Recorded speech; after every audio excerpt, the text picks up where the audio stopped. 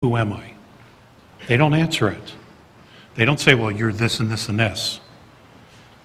But what they do is they have guided me to just, to what it is that who it is that I want to be. The first was understanding that you are not just a physicality. That's the first thing to grasp. You are not a physicality. And just like some of the speakers said yesterday, I believe it was Mr. Green who talked about, there is a soul and it's 22 grams. I think they've measured that in body weight. That is really who you are. And connecting to who that person really is, what that essence is all about, you begin to realize, oh my God, I am not at all who I thought I was. And I'm purposely being vague because I don't necessarily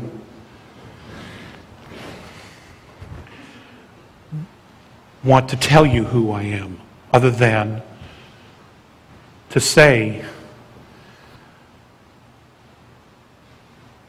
that who I am here on earth in this lifetime and the mistakes that I have made, on some level I knew better not to make those mistakes. Okay? But we do. We experiment. We create. As far as the meaning of life, they would never tell me what that was exactly. All they would say, it just is, you are creating your own adventure. Okay? So again, the responsibility is on me. As far as mentoring, to want to talk and to speak, the idea was to just keep it very, very simple. To just share their perspectives and let the people do whatever they wanted with it. And it doesn't matter whether anyone believes it or not. People know truth. People know bullshit.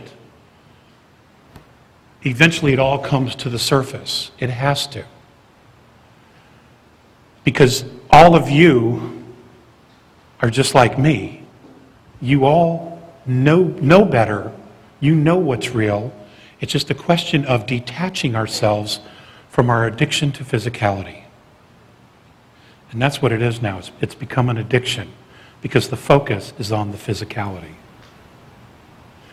We're not objective anymore. As a soul, when you have an out-of-body experience and you detach from your physical form, you are completely objective. You have a 360-degree peripheral view. Okay? And that's because you're objective. You're not addicted.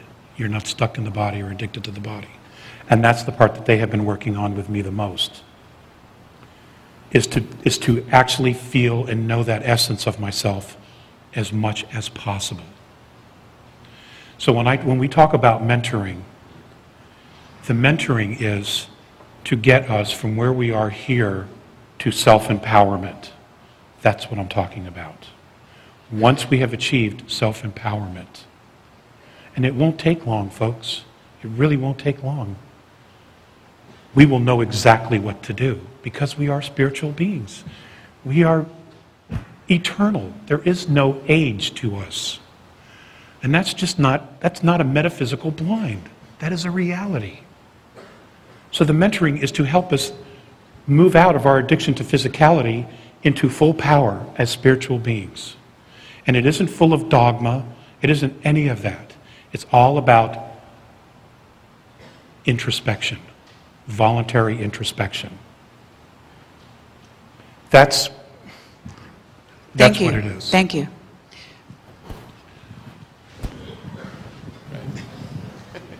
Hi, Mr. Collier. Thanks for being here today. I wanted to ask you something about something you mentioned in your interview before.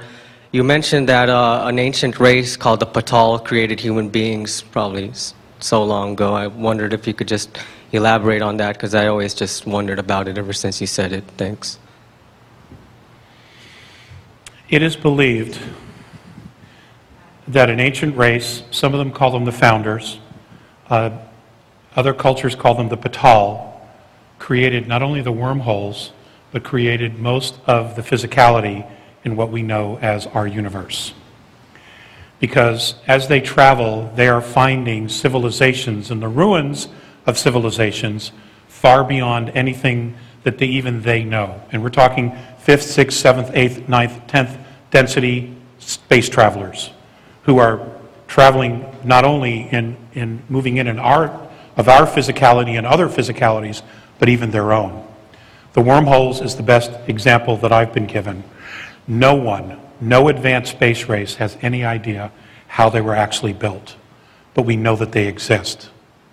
In fact, there are several that have snapped, connecting our galaxy to some of the other nearby galaxies. They've snapped, and no one knows how to fix them because we don't even know how they were built. So.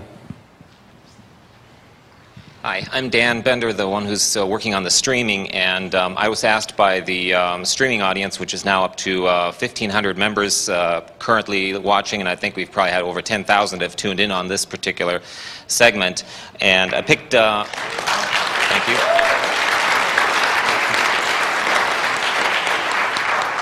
I've kind of picked 3 quick questions, hopefully they're quick, that I was asked to pass on. They're randomly chosen, so they may not be the best ones we've got out there, but what the heck.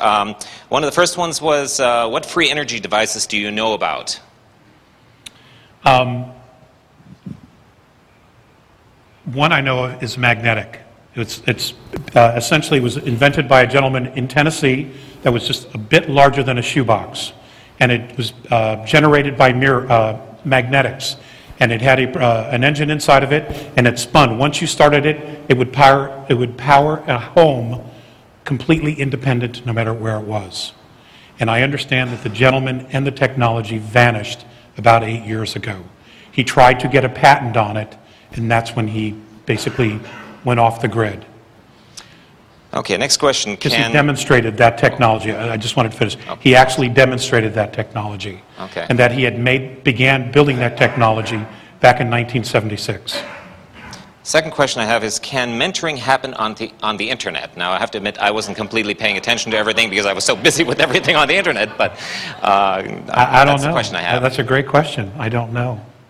Okay. I wouldn't see why not. Okay, I guess we have to figure it out. My little side jobs I've got to do. Anyway, last question I have here so I can let some of the other folks get back in here. How do you deal with the greed issue? I don't have an answer for that. Okay. I mean, what is greed? That they'll never have enough? It's basically grounded in fear, I would think. Fear of loss, fear of abstinence, fear of not having enough, fear of loss. To me, that's what greed is. It's just a fear. Can it become an addiction? Apparently it has. But I personally don't have an answer for that. Well, thank you from the internet audience. Okay, thank you. I just had, you had mentioned about possible coming changes like on a geological level. To me, it seems so chance. Like I'd appreciate maybe some thoughts on your thoughts on. Do we just trust our intuition as far as where to go, what to do, how to plan for something like that, or it seems a rather daunting thing to try to get your head around. Well, you know, change occurs all the time, and you do things intuitively all the time as well, whether you realize it or not. You might change the way you go home one day and do something different, and then when you get home you find out that right where you would have been there was a horrific car crash. That in fact just happened to my wife. And she did something completely out of the ordinary for her. And she would have been right there. So, you know, everybody has their guides, everybody has their own intuition. I'm not always the most intuitive at times either. But it's just, it's the only way I know to answer this is you just learn to trust yourself. It could be that you'll be guided to go out of town when something happens. I don't have that answer. Or you will be right where you don't think you need to be, but you're going to be there for a very, very good reason. And out of it will come out a self-empowerment that you never would have had before. We all have our own paths, and we are all creating our own realities. And we all have our own personal agendas for learning and growing and becoming who we are. your experience is going to be very different than mine.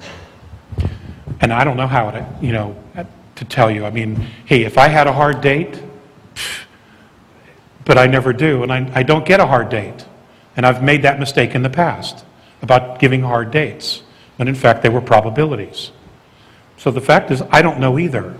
But you just have to trust that you will be exactly where you need to be when you need to be there. And I know that, that's kind of a foo-foo, la-li-la answer, but I don't, that's my own experience as well, that I just have to pray and hope that, have faith that I'll be exactly where I need to be.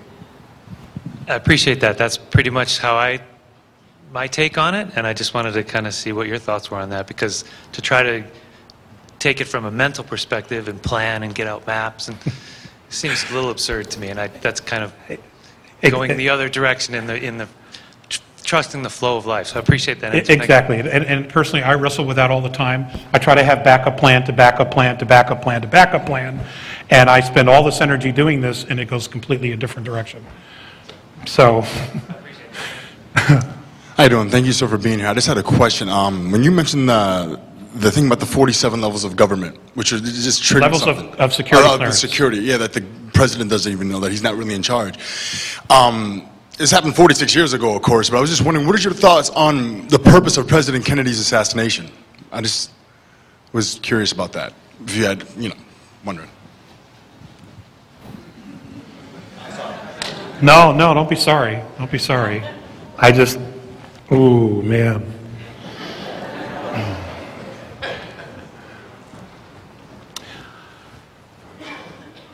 Okay, I will tell you my perspective on that. Eisenhower told Kennedy about 54. So Kennedy knew, and he told Bobby, obviously. One of the things that happened, and this has been documented through the great work that Dr. Stephen Greer has done with the Disclosure Project, is that most of the extraterrestrial knowledge and technology and exchange of technology went black 3 weeks after Eisenhower knew about it. So he didn't even know where it was.